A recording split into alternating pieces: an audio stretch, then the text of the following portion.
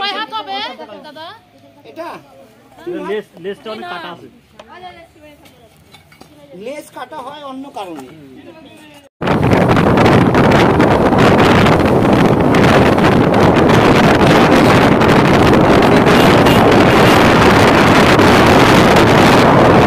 আপনি একটু যদি বলেন যে কখন কোন সময় কিভাবে দেখতে পেয়েছেন সাপটা, কোথায় দেখতে পেয়েছেন? এখানে এই জায়গাতে এই মাটি বাড়ি মারে ভাঙতেছি আর ঢোলাই করতেছি।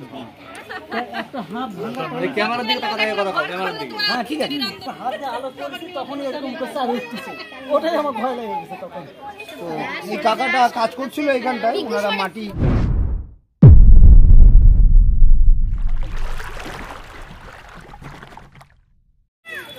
আমরা চলে এসেছি। তো ওনারা নতুন করে বাড়ি তৈরি করবে দেখে, তো বাড়িটা মাটির আগে দেওয়ালি ঘর ছিল সেটাই ভেঙেছে। তো সেই দেখতে গিয়ে আপনারা সব দিক কোথায় দেখতে পেয়েছেন? ভিতরে এখানে ছিল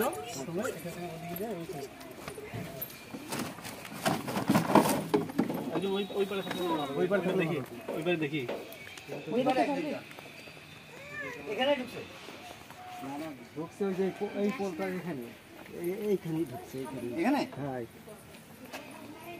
মনে হয় বের হয়ে গেছে।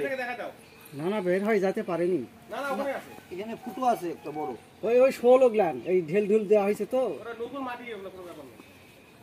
কত বড়?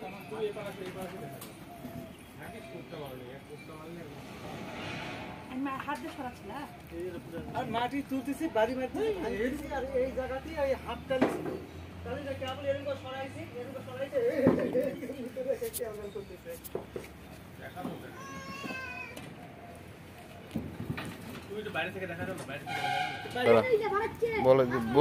তো এখানেই ছিল সাপটা। তো এই দিক দিয়ে বের হয়ে যাচ্ছে, যেহেতু টিন আমাকে ওই মুড়া যে গিয়ে একে বের করতে হবে। তুই এখানে ধর, আমি আগে বাইরে যাই।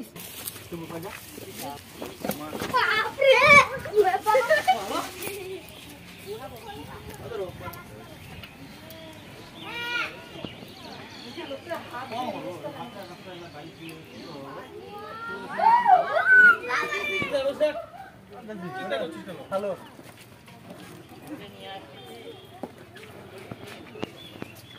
ভয় নেই ভয় নেই ভয় নেই।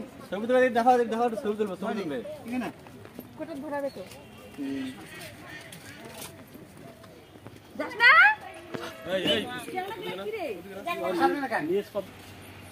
বেজি কিংবা অন্য কোনো জীবের সঙ্গে তো মারামারি করেছিল, সেই জন্য কোনো কারণে লেজটা কাটা পড়ে গেছে, তার জন্যই খাটো হয়ে গেছে। তো খুবই ডেঞ্জার সাপ। কি সাপ এটা? এটাকে গোখরো সাপ বলে।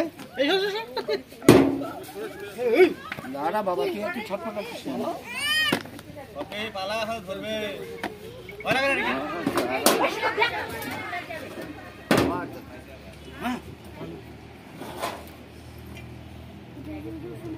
দাঁড়া, শান্ত মতন দাঁড়া। তো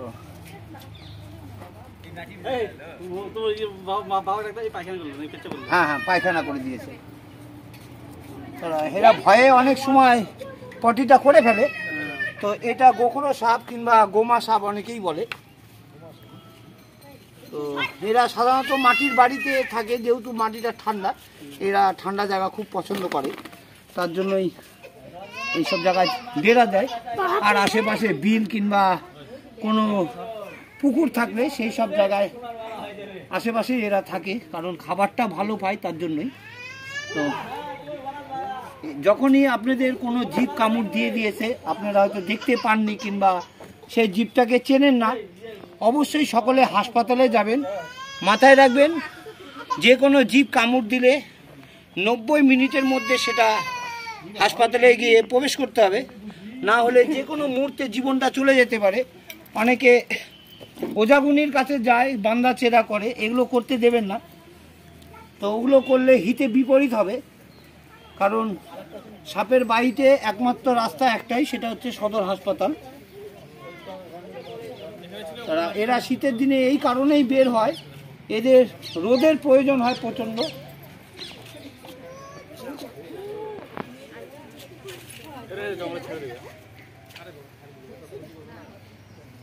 আমি আগে একে কৌটার মধ্যে ঢুকে নিই।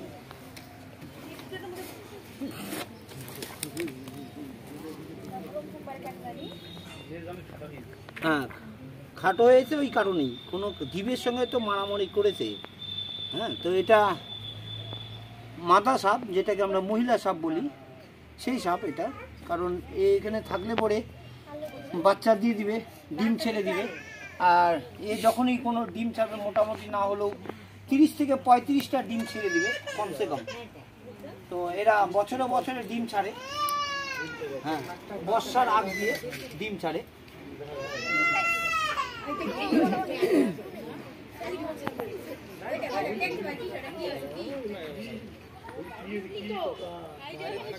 এদের রোদের খুব প্রয়োজন হয় শীতের সময় কমসে কম। আমি আগে একে প্যাকেজ করে নিই।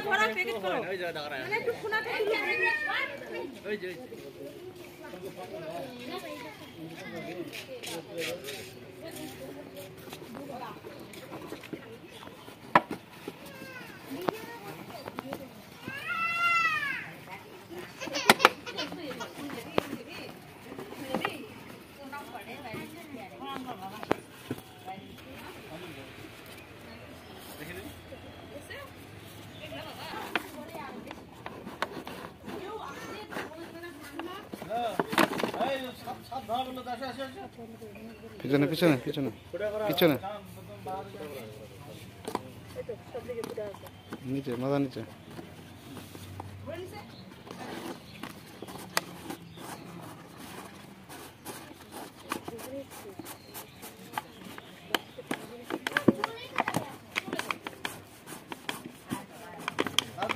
কিভাবে সাপটা ধরলাম কিংবা সাপটাকে হাত দিয়ে ঘেটে দিলাম, আমি তো তো ভাবছিলাম আমার দেখা দেখি অনুরোধ করব কেউ এরকম করে কাজ করতে যাবেন না। আর কোনো জীবজন্তু বের হলে অবশ্যই তা আপনারা থানাতে কন্ট্যাক্ট করবেন কিংবা ফরেস্ট ডিপার্টমেন্টে কন্ট্যাক্ট করবেন, তাহলে আপনাদের বাড়িতে সঠিক লোক সে তারা পাঠিয়ে দিবে।